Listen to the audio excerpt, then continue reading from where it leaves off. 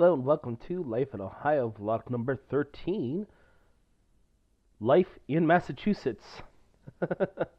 Last week I took a trip to Springfield, Massachusetts, and I flew out a week ago yesterday, which would be Sunday, March 12th, and then I was due to fly back on March 14th.